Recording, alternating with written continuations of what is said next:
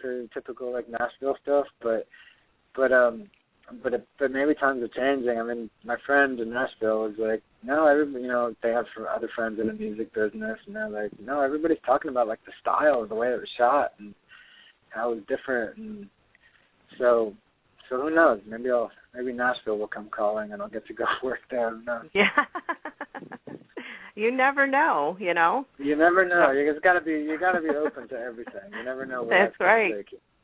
That's right. Well, you did a great job on it, and you've done other videos as well, like you said. So anybody that wants to see it can go on to YouTube and just put in Georgette Jones' name or Brian's name, and you'll be able to pull it up. Because you have your own YouTube channel too, right? Yes. I do. There's a playlist for all the stuff I directed. Now, I also noticed on IMDb that you are working on Untold. Is that something that you can talk about? Yeah, I mean, I shot it a year ago, and recently she just finally just locked the picture and locked the sound and everything and credits and everything, so it's finally fully done. And she's talking to distributors and submitting to film festivals, and I guess whatever comes first, she'll go that direction. But it's the director's true story of when she was 33 years old. She started having flashbacks to some horrific thing, that she was abducted and raped when she was 8 years old. And except she didn't feel real because she'd never thought about it before. And she spent the next year of her life trying to figure out whether or not it really happened. And I'm in the flashbacks playing the abductor rapist. Oh, no. With her when she was 8 years old. And so it's a pretty intense script and movie, but in the end, as people see it, it's an uplifting experience because it's really about survival. Mhm. Yeah, she's still standing. 99% of the people who are abducted in a stranger abduction get killed. They don't know. Exactly. So she survived, and so in the end, it is a story about survival and moving on with your life. That's great to put out there for people that are, struggling to move on with their life after having some type of horrific thing happen to them. Absolutely. Kind of giving them a light at the end of the tunnel kind of thing. Mm-hmm. David, you had another question? I did. In regards to your directing and producing, who other than yourself would you cast as you in the life and times of Brian Gaskill? I have no idea. If I had to cast a star to play me, I don't know. I don't see myself the way a lot of people see me, so I don't know. I can't be creative with you there. I don't. I've never thought about that in my entire life, and I pity the fool who would have to play me. Okay. Oh, I wouldn't say that. We'll have Mr. T. We'll cast Mr. T. Can Mr. T play me? That would be good. That's cute. Well, what else are you working? Cast? Who would you cast? Oh, God. You've thought about this more than I have. You came up with a question. Yeah, right. There you go. Pass it back to David. Oh, God. Well, let me see. That is a tough question. That's why I gave it to you to answer. Yeah, I don't know. I'll cast James Rocco. Isn't that his name? James Rocco? No, not James Rocco. It's that guy who did General Hospital and all that stupid stuff.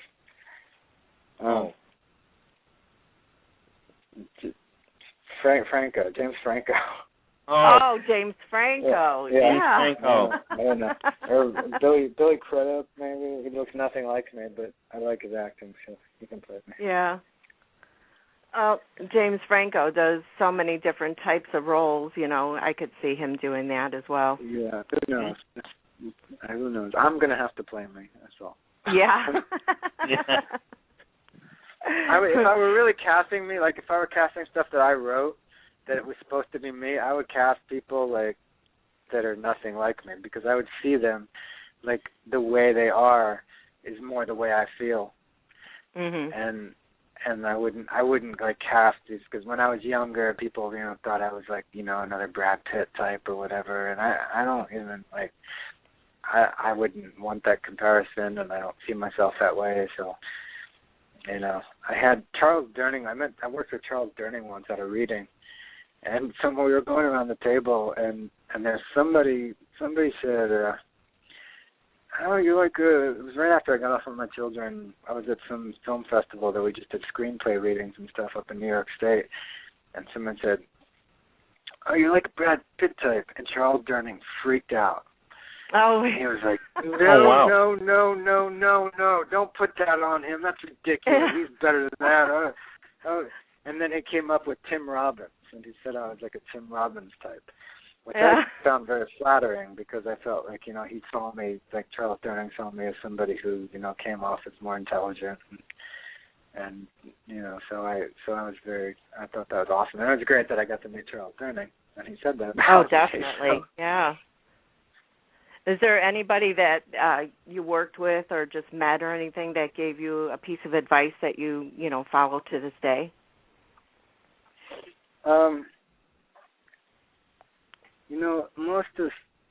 Mostly it's like people who are teachers and stuff. And mostly I had a teacher once, and he said, "We're going to teach you all this stuff, and you're not even going to get it all. You're not going to understand it all. But stay open, take it all in, and then someday you'll start to make connections, and you'll go, oh, yeah, that was like what they said then. Yeah, that was like that thing." And that's pretty much the way I see life and art in general, right? I mean, you go and you learn and you stay open, and you don't even get it all at the time. And even if you think you get it all, you don't get it all. And as you live your life, things start to happen to you where you finally sort of put two and two together and make sense of it all. I mean, maybe some people make sense of things a lot sooner than I have been able to, but I'm a testament to not, you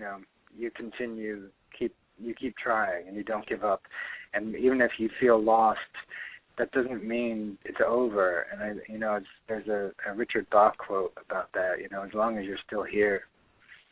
Until the moment you die, as long as you're still here, there's a reason that you're here. There's a reason that you can't go, oh, my life is over. There's a reason that you are still here, and not everybody's journey is something that's supposed to climax when they're 25 years old. That there's, exactly. If you look at the Bible, look at the stories, the great stories of mythology, everything, people go on these quests, and then all of a sudden they're like 400 years old. And then they finally come to their calling. They finally go, oh, that's why I'm here. Oh, this makes sense. Oh, I'm supposed to save that person. So you keep going, and as many days as possible, even on your worst days, you try to put some positive energy out there, because you could affect somebody else who's going to affect somebody else who's going to affect somebody else. And even if you're not successful yet, you had an effect on somebody else's life. Right. So, not that I'm always successful in what I'm describing, but that's the goal. That's what you try for. And that's why I'm drawn to making films and telling stories and all this stuff. I want to just put energy out there and affect people's lives in some way. That I know when I've seen movies when I was younger, I'd left. Maybe it didn't change my life, but even just that day made me feel better about being human. It made me feel better about my life, or made me smile, made me laugh, made me cry when I couldn't cry before, but I really needed to. But then I watched Terms of Endearment, and I put on Terms of Endearment, and when I did that, okay, I'm going to cry now. Yeah. And I didn't even know I needed to, but it feels a lot better after watching that movie. And these are things that we need. We need this just as much as we need medicine. We need stories to be told, whether it's a book or a movie or whatever. We need that, so it's an honor to be part of it in some way. I couldn't agree with you more. I mean, I know that besides watching a movie or a show or something to evoke certain emotions out of you, music does that for me too. Right. So if I feel like sure. crying or something, I'll put music something on. Music is big for me. Yeah, music is like my car radio was broken for 5 years. I couldn't get it fixed, and I had no music. I drove across country with no music. Oh, I don't know how you did that. Kind of like I don't know either. My brain got very active, and maybe I even wrote a couple songs in the process. Yeah. but when I finally got a car again that had the music in it, I just like it's cloud nine.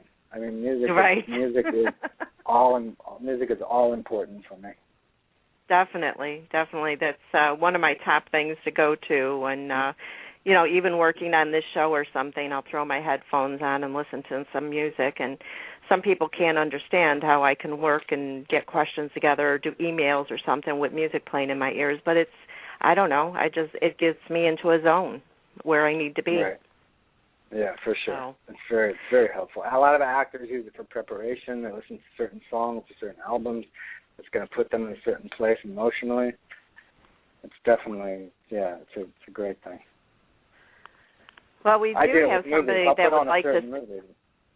What? Go ahead. I'm sorry. No, the same thing with music. I do. Go ahead. What? Oh, no. Yeah, movies and music. I'll put on a certain movie just to get me in a certain space. Before I go to an audition or something, just to feel that, and because you emulate, you start to if it's something you really connect to, and you start to emulate that feeling, you walk out into the day with that feeling, and you carry yourself in a different way. Right. Yeah, and do you put on a movie that would have the sort of character that you're going to audition for? No, it's not. I don't mean to say that that's my preparation all the time. I mean, sometimes it's just sometimes it's not within all. When I was doing Bold and the Beautiful, I watched Pope of Greenwich Village 100 times. so I mean, there's just certain Mickey Rourke. I find kind of inspiring as an actor. Sometimes I just like his simpleness and his naturalness, and in his better films, and it's just a feeling. It's just really a general feeling. It's when I sometimes get very scattered. When I would find that when I was younger, I'd walk out of a movie feeling all of a sudden very centered, almost like a yoga class or something, and I felt like I could take over the world. So movies affected me that way. Sometimes I just I need that energy boost. I need that boost to be able to go, dude, you're. Right. It's like when I was 14 and saw Karate Kid, and I walked out of the theater just like, I'm the Karate Kid. I can take over the world. I'm gonna win. I'm a winner. It made you feel that way, and life is hard for a lot of people, and it beats you down. So sometimes we need those movies. We need that music. We need anything in the creative arts to be able to look at, to let you just breathe for a minute, let you breathe a little deeper and get into somebody else's life and let that affect you and bring you to a different place. I couldn't agree with you more. That is so very true. Well, before we let you go, we do have a caller that would like to say hello to you. Do you have a few more minutes? Sure, absolutely. Okay, thank you. Melissa, you're live with Brian. Hey, what's up? Hey, Melissa. I just figured I'd call in and say, hey, what's up? How are you? Good, how are you? I'm good. What's next for you after the movie? What's what? What's after next the movie? for you after, yeah. I don't know. I just recently signed with a new manager, and I'm just kind of getting out there again and getting on some auditions and just trying to make stuff happen, just like everybody else. Well, if there's anything that I can do to help you, promote or whatever, just let me know. I will, of course. All right, cool. All right, have a great night. You too. Thanks, Bye. Melissa. Bye-bye. No problem. Bye. She's a big fan of yours. Yes, she is. She's so cute. I love her. She likes tweeting about, and retweeting and everything, trying to help out with the Kickstarter program too, and Right. she's just been a lot of help. She was very when I wrote the poetry stuff and